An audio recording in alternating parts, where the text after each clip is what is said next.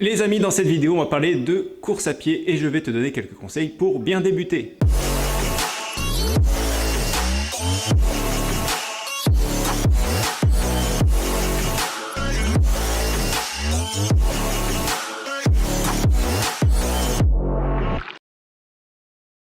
Tout d'abord, pour continuer à avoir quelques conseils en course à pied, rigoler un peu, oui, et rester motivé, je t'invite à t'abonner à cette chaîne et à activer la petite cloche.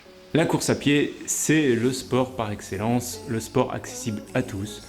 On a besoin de très peu de matériel, quelques baskets, un peu de motivation, et on peut se lancer.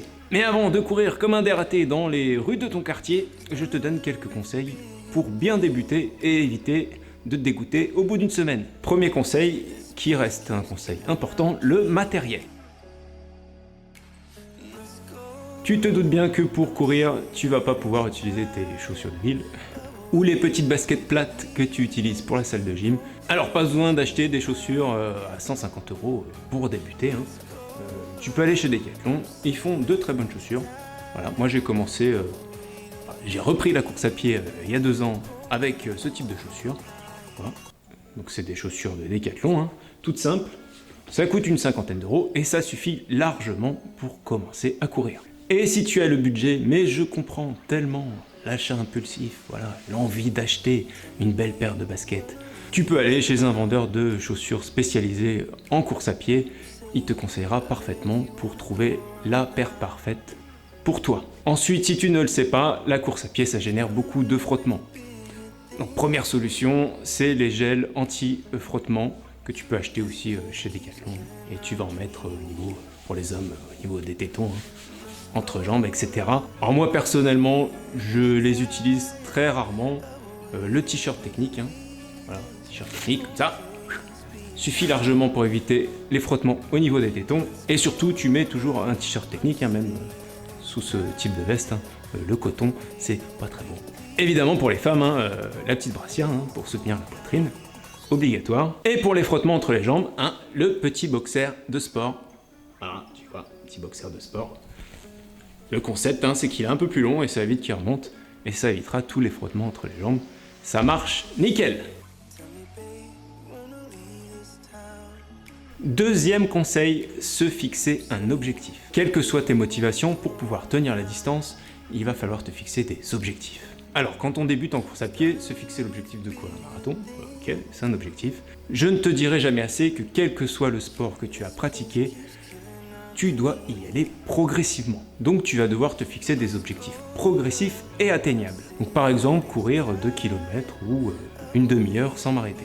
Et tu le sais que cette motivation elle est importante pour pas abandonner au bout de 2 mois. Moi ce que je peux essayer de te conseiller, c'est de trouver des amis, un groupe de coureurs pour faire des sorties en groupe. C'est toujours plus agréable et plus motivant de courir avec d'autres personnes. Et quelque chose qui peut également te motiver, qui a marché super bien sur moi, c'est de t'inscrire sur des courses officielles. Alors une petite course, un 5 km, un 10 km, et tu vas voir sur ces événements que l'ambiance elle est juste dingue, et tu vas avoir envie de t'entraîner encore et encore pour pouvoir faire des distances encore plus dingues. Troisième conseil, et certainement le plus important, laisser le temps à ton corps de s'adapter. Et pour ça, il n'y a pas de secret, tu vas devoir apprendre à courir et courir lentement. Alors pourquoi tu vas devoir courir lentement? Ton cœur, tes muscles, tes tendons, tout ton corps a besoin de temps pour s'adapter à ce nouveau sport. Donc courir lentement, ça va permettre à ton corps de s'adapter progressivement à ce nouvel effort. Courir lentement, ça va permettre à ton cœur de se muscler petit à petit. Et ton cœur, c'est une pompe.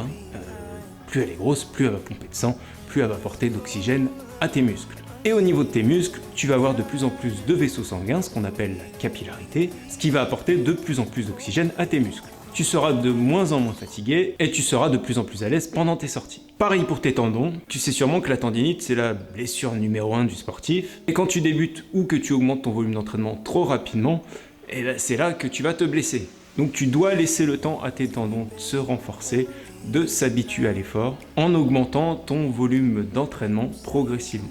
Alors petit exemple, si tu commences la course à pied, moi je te conseille d'alterner course et marche. Par exemple, tu vas courir 1 minute et puis tu vas marcher 2 minutes comme ça pendant une demi-heure. Et petit à petit, tu vas réduire ce temps de marche jusqu'à réussir à courir ton premier 5 km ou ton premier 10 km. Et ne t'inquiète pas, au bout de 1, 2, 3 mois, tu pourras commencer à penser à courir plus vite. Mais laisse le temps à ton corps de s'adapter. Voilà les amis, si vous suivez ces quelques conseils, normalement, il ne devrait pas y avoir trop de problèmes. Et vous le savez les amis, vous n'allez pas devenir un coureur exceptionnel du jour au lendemain, il faut être patient.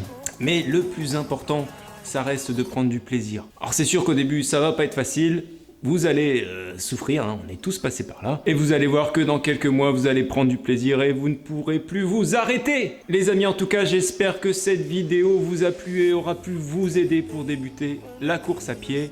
N'oubliez pas le petit like. Et évidemment, n'oubliez pas de vous abonner à la chaîne et d'activer la petite cloche. On se retrouve très bientôt. Au revoir.